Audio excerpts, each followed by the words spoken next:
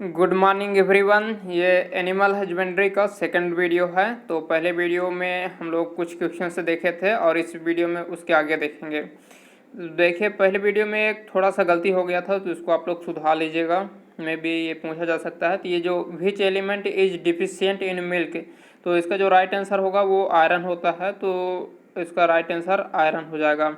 और जो ये कैल्शियम और फास्फोरस है, इसका मतलब अच्छा पाया जाता है मिल्क में, और विटामिन ए अच्छा पाया गुड सोर्स है। यानी जो मिल्क है वो calcium, phosphorus and vitamin A का अच्छा स्रोत है। तो इसको आप लोग थोड़ा सुधार लीजिएगा, ये थोड़ा मिस हो गया था। फिर उसके बाद आगे के क्वेश्चन देखते हैं। Dual purpose breed of goat is, बकरी की द्विउद्देशीय नस्ल है। Barbari, Jamunapari, Marwari and beetle. तो जो इसका द्विउद्देशीय नस्ल है वो है जमुनापारी। और जमुनापारी के बारे में आपको पता होगा कि इसका ओरिजिन प्लेस सोमाली अफ्रीका है एंड ये फाउंड इटावा में पाई जाती है। तो इटावा में इस तरह का होगा, इसको ध्यान दीजिएगा। एंड ये डुअल पर्पज ब्रीड है। एंड देखिए आगे जो बारबरी है, तो इसके बारे में आपको याद रखना है कि इसका जो ओरिजिन प्लेस है वो सोमाली अफ्रीका है। एंड ये डेयरी ब्रीड है और एक बार में 2 किड्स देती है। ठीक। जो मारवाड़ी है तो ये डिजीज रेजिस्टेंट ब्रीड है। जो मारवाड़ी है ये डिजीज रेजिस्टेंट ब्रीड है। इसका कलर नो कलर और ये मारवाड़ी राजस्थान में पाई जाती है। और जो ये बीटल है तो ये बीटल गुरदासपुर पंजाब में पाई जाती है। और जो ये बीटल है वो जमुनापारी जैसी दिखती है। एंड इसके बारे में आपको याद रखना है कि हाँ, जो ये बीटल है, बीटल के जो मेल होता है, मेल के दाढ़ी में मूंछ पाया जाता है। तो ये बातें आपको बीटल के बारे में नोट करना है। तो इस तरह के क्वेश्चन पूछे जाते हैं। जो भी इंपॉर्टेंट कैरेक्टरिस्टिक है उसको आपको नोट करके रखना है। अगला क्वेश्चन है, rickets is due to the deficiency of. Rickets किसकी कमी से होता है? Vitamin C, vitamin D, vitamin A, vitamin B12। तो जो रिकेट्स होता है वो विटामिन डी की कमी से होता है। ठीक। और विटामिन डी आपको कहाँ से मिलता है? सन से मिलता है। अगला क्वेश्चन यहाँ से बन सकता है, जो विटामिन B12 में पूछता है कि कौन सा एलिमेंट इस पाया जाता है। तो ये कोबाल्ट विटामिन B12 में पाया जाता है। और इनसे रिलेटेड आपको केमिकल नेम याद रखना है एंड इनसे होने वाले डिजीज सबका। और जो मेजर सोर्स है वो जैसे विटामिन सी का बर्बडेसेरी आंवला, इस तरह आपको major source, disease and chemical name याद रखना है। विटामिन से क्वेश्चन पूछा जाता है। अगला क्वेश्चन है, gestation period of cow is. Cow का गेस्टेशन पीरियड कितना होता है? तो 283 से 285 दिन, 290 से 292 दिन, 142 से 145 दिन एंड 152 से 154 दिन।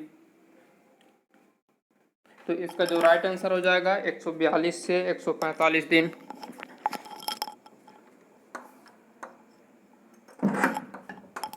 फिर अगला क्वेश्चन है, meat of sheep is known as. भेड़ की मांस को कहते हैं mutton, chicken, pork, beef.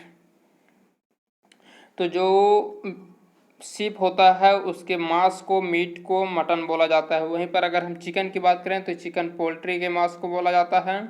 And जो पोर्क होता है वो पिग के मांस को बोला जाता है। एंड जो बीफ है वो कैटल के मांस को बोला जाता है। तो यहाँ से भी क्वेश्चन पूछता है, तो इसको अलग अलग डिफ्रेंशिएट करके याद रखिएगा। ठीक। फिर अगला क्वेश्चन है, white revolution is related to. श्वेत क्रांति संबंधित है कॉटन से, मिल्क से, राइस से, सीप से। तो जो श्वेत क्रांति है वो मिल्क से रिलेटेड है, क्योंकि ये सफ़ेद होता है। सफ़ेद तो सारे होते हैं लेकिन इसका जो रिलेशन है वो मिल्क से है। और इससे दूसरा क्वेश्चन पूछा जा सकता है कि व्हाइट रिवोल्यूशन के फादर कौन है? तो इनके डी वर्गीस कुरियन हैं। वर्गीस कुरियन याद रखिएगा, इसके फादर वर्गीस कुरियन हैं। ठीक। फिर अगला क्वेश्चन है, tallest breed of sheep is. भेड़ की सबसे बड़ी नस्ल है दक्कनी, बीकानेरी, नेल्लोर, नीलगिरी। तो इसका जो राइट आंसर हो जाएगा वो है नेल्लोर। अगला क्वेश्चन है, national dairy research institute is located at. राष्ट्रीय डेयरी अनुसंधान संस्थान स्थित है तो ये करनाल में, नई दिल्ली में, वाराणसी में, झांसी में। तो इसका जो स्थित है वो करनाल में हो जाएगा। दूसरा बात आपको याद रखना है कि ये डीम्ड यूनिवर्सिटी भी है। And one more thing is that कि अगर आप ICAR के थ्रू एग्ज़ाम देंगे तो इसमें BTech डेयरी में आपको एडमिशन मिलता है। एक ही UG कोर्स यहाँ चलता है BTech डेयरी, तो या BTech डेयरी यानी कि जो मैथ्स से ICAR के एग्ज़ाम देगा उसको BTech डेयरी में एडमिशन मिलेगा। ठीक, फिर अगला क्वेश्चन है Indian veterinary research institute is located at भारतीय पशु चिकित्सा अनुसंधान संस्थान स्थित है दिल्ली में, करनाल में, इज्जत नगर में, झांसी में। तो देखिए इसका जो राइट आंसर हो जाएगा वो है इज्जत नगर, बरेली, उत्तर प्रदेश में ये स्थित है। ठीक, one more thing is that इसमें आपको याद रखना है एक चीज़, वो है एक होता है देखिए IVRI and second is IIVR। तो इन दोनों में कन्फ्यूजन हो जाता है, अगर फुल फॉर्म ना दे तो कन्फ्यूजन हो जाता है। तो ये है इंडियन वेटनरी रिसर्च इंस्टीट्यूट और ये है Indian institute of vegetable research जो कि वाराणसी में है। तो दोनों में आपको कंफ्यूज नहीं होना है, दोनों अलग अलग हैं। तो दोनों का देख लीजिए, इसमें भी बाद में आता है तीसरे नंबर पर और इसमें भी सेकंड नंबर पर आता है। तो दोनों में आप कंफ्यूज मत होइएगा। ठीक, एंड ऊपर वाले में एक चीज़ और आप ऐड कर लीजिए यहाँ पर NDDB। तो इसमें पूछता है कि NDDB का फुल फॉर्म हो जाएगा नेशनल डेयरी डेवलपमेंट बोर्ड, जो कि आनंद गुजरात में है। इसका हेडक्वार्टर आनंद गुजरात में है एंड इसको वर्गीस कुरियन ने स्थापित किया था एंड इसकी स्थापना 1965 में हुई थी। तो ये एक इम्पोर्टेंट है और दोनों में डिफरेंस आपको याद रखिएगा। ये NDDB है जो कि आनंद में है, ये NDRI है जो कि करनाल में है। इनमें कंफ्यूज आपको नहीं होना है। फिर 34 hormone responsible for milk let down is. दूध उतारने के लिए उत्तरदायी हार्मोन हैं ऑक्सीटोसिन, ACH, LH, PTH। तो इसका जो राइट आंसर हो जाएगा वो है ऑक्सीटोसिन। ठीक, अगला क्वेश्चन है best method of milking is. दूध दूहने की सबसे उपयुक्त विधि है striping, full hand method, नकलिंग and all of this. तो इसका राइट आंसर हो जाएगा फुल हैंड मेथड यानी कि पूर्ण हस्त दोहन विधि, इसको हिंदी में बोलते हैं पूर्ण हस्त दोहन विधि दूध दोहने की सबसे अच्छी विधि मानी जाती है। अगला क्वेश्चन है केमिकल यूज्ड फॉर डीहार्निंग इज। डीहार्निंग के लिए किस रसायन का प्रयोग किया जाता है? NaCl, caustic potash, oxalic acid, NaOH। देखिए जो डीहार्निंग का मतलब कि जो हार्न होता है यानी सींग होता है, पशुओं में जो सींग होता है उसको मतलब कि काटना या उसको डी एक बात आप लोग याद रखिएगा, डी मतलब होता है रिमूव। ठीक, रिमूव तो यानी कि जिसमें डी लगा रहेगा तो उसका मतलब हो गया रिमूव का बात हो रहा है ना। तो इसमें जो हार्न है उसका रिमूवल का बात हो रहा है। तो इसके लिए हम लोग एक पेस्ट यूज करते हैं और केमिकल पेस्ट यूज करते हैं जिसमें कि NaOH and CaOH whole twice ये दोनों होता है। तो इसका राइट आंसर हो जाएगा डी नंबर, सोडियम हाइड्रोक्साइड। ठीक, तो इसमें आपको कंफ्यूज नहीं होना है। फिर अगला क्वेश्चन है gestation period for swine is. सुअर की गर्भधारण अवधि है 120 days, 105 days, 114 days and 100 days. तो इसका राइट आंसर हो जाएगा 114 डेज। तो gestation period is important topic. आप सभी जो है कैटल का काऊ का, बुफेलो का, गोट का, सीप का, स्वाइन का, इन सब का गेस्टेशन पीरियड आपको याद होना चाहिए। फिर अगला क्वेश्चन है world number 1 egg producer hen breed is. विश्व में सबसे अधिक अंडे देने वाली मुर्गी की नस्ल है? ए नंबर है लेगहॉर्न, बी नंबर है असील एंड सी नंबर है कड़कनाथ एंड डी नंबर है रेड कॉर्निश। तो इसका जो राइट आंसर हो जाएगा वो हो जाएगा, एक मिनट, इसका राइट आंसर हो जाएगा लेगहॉर्न। इसको व्हाइट लेगहॉर्न भी बोलते हैं। ठीक, वहीं पर बात करें जैसे कड़कनाथ की, तो कड़कनाथ के बारे में एक क्वेश्चन पूछा जाता है, ये पाया कहाँ जाता है? तो ये MP के झाबुआ ज़िले में पाया जाता है। ठीक, और ये इसका जो मीट होता है ब्लैक कलर का होता है और ये मीट के लिए मतलब कि उपयोगी है। तो कड़कनाथ याद रखिएगा, MP के झाबुआ ज़िले में पाया जाता है। वहीं पर असील के बारे में आपको याद रखना है कि ये फाइटिंग के लिए मतलब कि जाना जाता है, फाइटिंग के लिए, स्पोर्ट्स में इसका ज़्यादा यूज होता है। फाइटिंग मतलब लोग मज़े लेने के लिए इसको, दो मुर्गियों को लड़ाने के लिए और मज़े लेने के लिए इसको पालते हैं। एंड जो रेड कार्निस है तो ये अमेरिका में मीट के लिए ज़्यादा फेमस है रेड कार्निस। और इसका जो रेड कार्निस का ओरिजिन प्लेस है वो इंग्लैंड में है, लेकिन इसका जो फेमस है ये अमेरिका में फेमस है। तो दोनों चीज़ों को ध्यान देना है आपको। इंग्लैंड में फेमस है, सॉरी अमेरिका में फेमस है और इंग्लैंड में इसका ओरिजिन प्लेस है। देखिए the fat content of double toned milk is, double toned milk में वसा का प्रतिशतता है 0.5%, 1.5%, 3.0%, 4.5%। तो इसका जो राइट आंसर हो जाएगा वो होगा 1.5%, मतलब इसका 1.5% डबल टोन मिल्क में होता है। तो यहाँ पर थोड़ा सा आप देख लीजिए। देखिए अगर मिल्क है तो अगर पूरी तरह मिल्क है, होल मिल्क, तो उसमें मतलब कि 3.5% फैट होता है। ठीक, अगर वो टोन्ड मिल्क है, टोन्ड मिल्क है तो उसमें 2% फैट होता है। एंड डबल टोन्ड मिल्क जो होगा उसमें 1.5%। और जो स्किम्ड मिल्क होता है, स्किम्ड मिल्क होता है उसमें अबाउट 0% या 0.1% फैट होता है। तो इनको आपको याद रखना है। मे भी ये अलग अलग बुक में इनका जो डाटा है थोड़ा बहुत वेरी कर सकता है, लेकिन याद रखिएगा कि टोन्ड मिल्क होगा वो 2% के आसपास होगा, इसका ये होगा और इसका वो है और इसका ये, इसका 0.1 से 0.3% तक होता है स्किम्ड मिल्क। तो आपको ऑप्शन के बेस पर मारना है।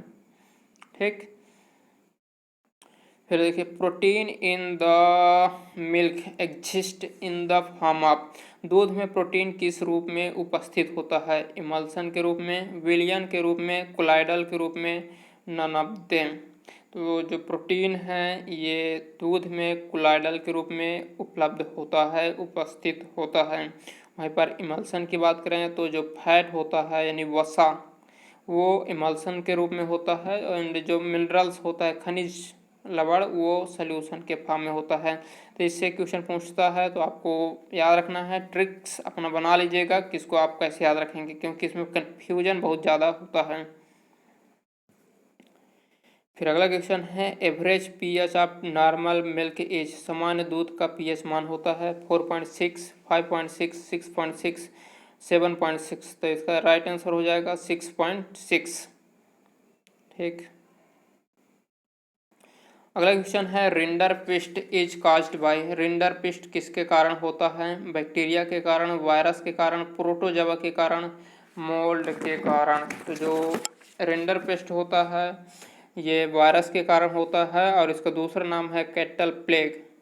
कैटल प्लेग डिजीज बहुत इंपॉर्टेंट है आईसीआर एंड बीएचओ दोनों के लिए। ठीक, और आईसीआर में इससे 10 क्वेश्चन आते हैं। तो जो आईसीआर का तैयारी कर रहे होंगे आप में से वो थोड़ा कमेंट करके ज़रूर बताएं कि आईसीआर का कितने लोग एग्ज़ाम देने वाले हैं एग्रीकल्चर ग्रुप से। वो लोग थोड़ा एनिमल हस्बेंड्री ज़्यादा ध्यान देंगे क्योंकि इससे 10 क्वेश्चन आता है आईसीआर में। ठीक, फिर अगला क्वेश्चन है which one is a non reducing carbohydrate, अपचयित न होने वाला कार्बोहाइड्रेट है? Glucose, maltose, lactose, sucrose. तो इसका राइट आंसर हो जाएगा सुक्रोज। ठीक, वहीं पर लैक्टोज है ये, इसको मिल्क शुगर बोला जाता है। माल्टोज जो है, माल्टोज को क्या बोलते हैं? ये जर्मिनेटिंग सीड में पाया जाता है। ठीक, जर्मिनेटिंग सीड में पाया जाता है माल्टोज। और इसका डिटेल भी आपको हम बता दिए हैं तो उसको भी आपको पढ़ लेना है प्रीवियस वीडियो में। देखिए फिर अगला क्वेश्चन है which of the following glands secrets oxytocin, oxytocin का निर्माण किस ग्रंथि में होता है? थायराइड ग्रंथि में, ओवरी में, पिट्यूटरी यानी मास्टर ग्रंथि में, एड्रिनल में। तो इसका राइट आंसर हो जाएगा पिट्यूटरी यानी मास्टर ग्रंथि में, या इसको क्या बोलते हैं देख लीजिएगा आप लोग हिंदी में, पिट्यूटरी या मास्टर ग्रंथि में। तो देखिए मास्टर ग्रंथि से दो हार्मोन निकलता है, एक ऑक्सीटोसिन, दूसरा होता है एडीएच। एडीएच, एडीएच का फुल फॉर्म होता है एंटी डायूरेटिक हार्मोन।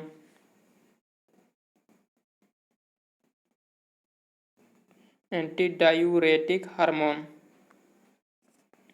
ठीक, फिर अगला क्वेश्चन है estrogen and progesterone hormones are secreted from. Estrogen और प्रोजेस्टेरॉन का निर्माण कहाँ होता है? ओवरी में, एड्रिनल में, पिट्यूटरी में या थायराइड ग्रंथि में? तो इसका जो निर्माण होता है ये ओवरी में होता है। ठीक, यहाँ से एक क्वेश्चन पूछा जाता है कि कौन सा फीमेल हार्मोन है, कौन सा मेल हार्मोन है। तो इसको आप लोग देख लीजिएगा कि इसमें 3 नाम है, एक तो यहाँ नहीं लिखा है, शायद एंड्रोजन है, हाँ, या एंड्रोजन है। तो आप थोड़ा देख लीजिएगा कि कौन सा एस्ट्रोजन और साथ प्रोजेस्टेरॉन ये फीमेल होता है और ये मेल होता है। तो आप लोग थोड़ा इसको क्लियर कर लीजिएगा ना, कमेंट करके आपको बताना है। अभी आपको पता है तो कमेंट करके ज़रूर बताएं कि कौन मेल हार्मोन होता है, कौन female hormone. I think androgen male है और ये एस्ट्रोजन प्रोजेस्टेरॉन ये फीमेल हार्मोन है। फिर अगला क्वेश्चन है live stock census is done after every years, मतलब कि पशुधन जनगणना कितने वर्षों में होती है? 5 वर्षों में, 10 वर्षों में, 12 वर्षों में, 14 वर्षों में? तो जो ये गणना होती है ये 5 वर्षों में होती है। पहली बार पशु जनगणना 1919, 1920 के में हुआ था। वर्तमान में 20वीं जनगणना हुई है जिसका रिपोर्ट कि अक्टूबर 2018 में आया था।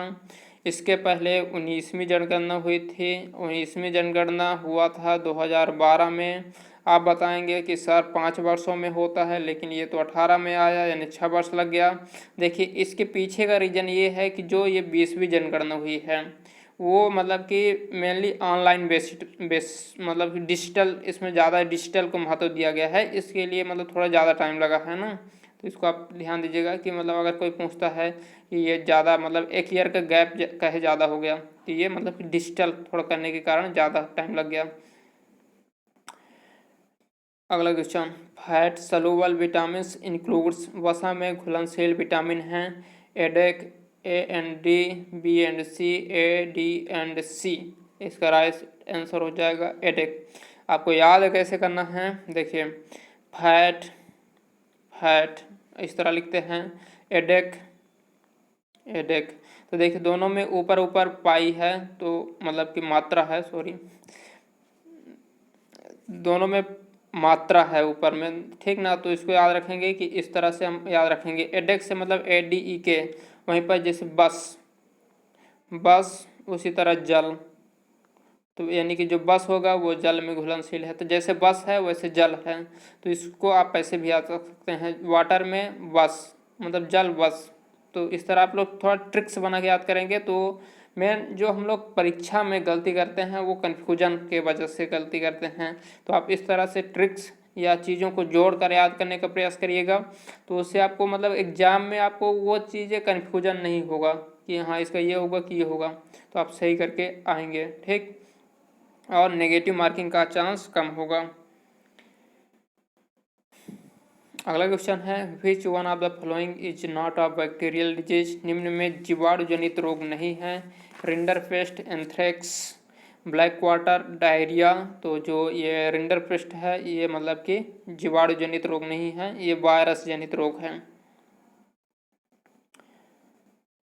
अगला क्वेश्चन है Barbari breed of goat is a native of, बकरी की बारबरी नस्ल की उत्पत्ति स्थान है अफ्रीका, पंजाब, स्पेन, सूरत। तो इसका ओरिजिन प्लेस है वो है अफ्रीका, सोमाली अफ्रीका में इसका ओरिजिन प्लेस है, ठीक।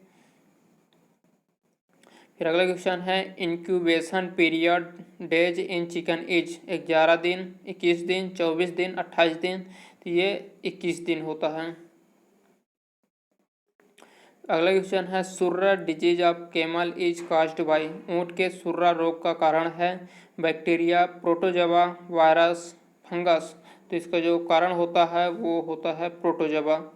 तो डायरेक्टली क्वेश्चन भी पूछा जा सकता है कि surra disease is caused by protozoa, ठीक। फिर एक और इम्पोर्टेंट क्वेश्चन नीचे मिलने वाला है प्रोटोजोआ से जो होता है। हाँ, अगला क्वेश्चन है pica disease is due to the deficiency, पशुओं में पिका रोग किसकी कमी से होता है? जिंक की, फास्फोरस की, आयरन की, नॉन ऑफ देम। तो ये फास्फोरस की कमी से होता है, और कैल्शियम, तो यहाँ कैल्शियम है नहीं, तो फास्फोरस इज राइट आंसर। हाँ, ये इंपॉर्टेंट क्वेश्चन है। Which one is a protozoal disease, protozoa से होने वाला रोग है Ranikhet disease, rinderpest, coccidiosis and anthrax. तो इसका राइट आंसर हो जाएगा कॉक्सीडियोसिस। तो इसको आप याद रखिएगा, कॉक्सीडियोसिस प्रोटोजोआ से होने वाला रोग है। देखिए एग्रीकल्चर बहुत सिंपल है, लेकिन इसमें कन्फ्यूजन बहुत होता है, बहुत गलतियां होती हैं। तो आपको प्रैक्टिस करना है एंड नोट्स को अपना रिवाइज करना है बार बार, जिससे सारा चीज़ जो है वो क्लियर हो जाएगा। फिर अगला क्वेश्चन है, Ranikhet disease is related to. Ranikhet रोग संबंधित है कैटल मवेशी से, भेड़ से, मुर्गी से, बकरी से। तो रानीखेत रोग मुर्गी से रिलेटेड है और ये वायरस के कारण होता है। ठीक। Largest egg producer state in India is. Bharat में सर्वाधिक अंडे का उत्पादन कहाँ होता है? उत्तर प्रदेश में, आंध्र प्रदेश में, महाराष्ट्र में, तमिलनाडु में। तो इसका राइट आंसर हो जाएगा आंध्र प्रदेश में। Colour of egg yolk is due to. अंडे के योक के रंग का कारण है carotene, lycopene, xanthophyll, none of them. तो इसका राइट आंसर हो जाएगा जैंथोफिल। वहीं पर लाइकोपीन को याद रखना है कि ये टमाटर के लाली का कारण है। ठीक, लाल टमाटर, लाइकोपीन। कैरोटीन, देखिए कैरोटीन जो है वो कैरेट से आया है, तो कैरोटीन कैरेट के पीलेपन का कारण होता है। ठीक। अगला क्वेश्चन है, hen breed famous for fighting sport. मुर्गे की नस्ल जो युद्ध के लिए प्रसिद्ध है? Kadaknath, Aseel, cornish, leghorn. इसका राइट आंसर हो जाएगा असील। कड़कनाथ झाबुआ एमपी एंड खाने के लिए इसका जो मांस होता है वो ब्लैक कलर का होता है। एंड आपको वन मोर थिंग, लेघॉर्न सबसे ज़्यादा मतलब कि अंडा प्रोड्यूसिंग है। ठीक। वन एंड लास्ट क्वेश्चन है आप लोगों के लिए, एक minute. Dual purpose breed of poultry each. Poultry की द्विउद्देशीय नस्ल है? Leghorn, Kadaknath, Rhode Island red, red cornish. इसका राइट आंसर हो जाएगा रोड आइलैंड रेड। ठीक। सॉरी इसका ये नहीं होगा, हाँ यही होगा ना, एक मिनट। हाँ, रोड आइलैंड रेड इसका राइट आंसर हो जाएगा। और रेड कार्निश के बारे में तो आप लोग पहले पढ़ चुके हैं, लेघॉर्न, और इसका वही हो गया। तो इस तरह ये इंपॉर्टेंट क्वेश्चंस थे एनिमल हस्बेंड्री के। तो आप लोग कमेंट करके बताइएगा कि आपको वीडियो कैसा लग रहा है। और आप लोग जो लोग नए हैं तो आप लोग प्ले स्टोर में प्लेलिस्ट में आपको जाना है और वहाँ सा एक जो सीरीज चल रहा है वो सारा देख लीजिए। आपको जो एग्रीकल्चर का है मोस्ट ऑफ द क्वेश्चंस आपको यहीं से मिल जाएंगे। बीएचयू की अगर हम बात करें, और आईसीआर के लिए थोड़ा आपको डीप पढ़ना होता है तो उस पर आप काम कर सकते हैं अपने लेवल पर। वो हम सिलेबस आपको बता दिए हैं, तो आईसीआर का सिलेबस वहाँ से अच्छे से देख लीजिए और उसी के बेस पर अपना तैयारी करिएगा। देन फिर अगले वीडियो में हम लोग मिलेंगे नए क्वेश्चन के साथ। और आप लोग अभी मेहनत करिए। देखिए आपका जो ये 40 डेज है बहुत बहुत इम्पोर्टेंट है। ठीक, इसमें आप लोग मेहनत कर लेंगे ना तो एक बहुत ही अच्छे स्थान पर पहुंच जाएंगे। अगर बीएचयू आपका सिलेक्शन हो जाता है तो यहाँ आप बहुत ही बेस्ट प्लेस में आ जाएंगे। वो आपको क्या बताएं हम कितना बेस्ट प्लेस है, लेकिन आप लोग अच्छी से मेहनत करेंगे और यहाँ सिलेक्शन ले लेंगे, तब आपको पता चलेगा कि आप कितना अच्छी जगह पर पहुँच गए हैं। देखिए यहाँ का बेनिफिट बहुत ज़्यादा है। यहाँ का बेनिफिट आप लोग फैसिलिटी में देख सकते हैं क्या क्या फैसिलिटीज़ हैं बीएचयू प्रोवाइड करता है।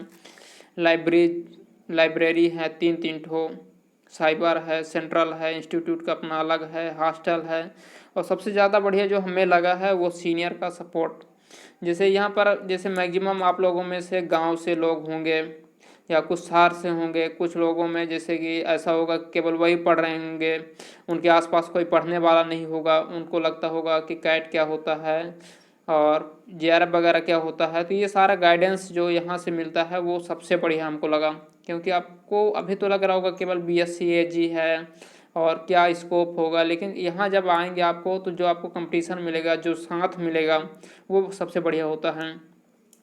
जो मतलब जैसे कि कई लोग कैट का तैयारी कर रहे होते हैं करते हैं तो आप भी उनसे कैट का जानकारी ले सकते हैं। कोई यूपीएससी की तैयारी करता है, कोई कुछ का तैयारी करता है, तो वो जो सीनियर भी करते हैं तो वो भी गाइड करते हैं। तो इस तरह का जो माहौल आपको मिलेगा ना, वो शायद आपको कहीं नहीं मिलेगा। तो इसलिए अभी जो 40 डेज है, इसमें पूरी जान लगाकर आप मेहनत करिएगा, आपका सिलेक्शन निश्चित हो जाएगा। इसलिए पूरा भरोसा के साथ अपना मतलब 100% इस टाइम को दीजिएगा।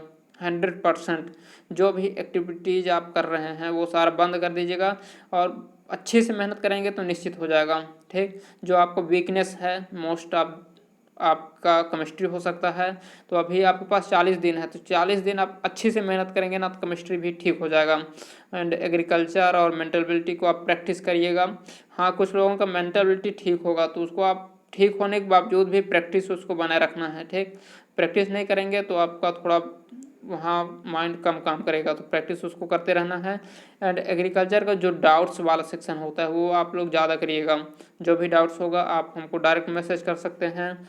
ये मेरा नंबर है 6260275278। इस नंबर पर आप लोग डायरेक्ट मैसेज करके डाउट का क्लियरेंस कर सकते हैं। और आपको कोई डाउट होता भी है, जैसे कि ये मिल्क वाले में हो गया था, तो आप कमेंट करके भी बता सकते हैं। ठीक ना, तो चलिए मिलेंगे अगले वीडियो में। Thank you for watching this video.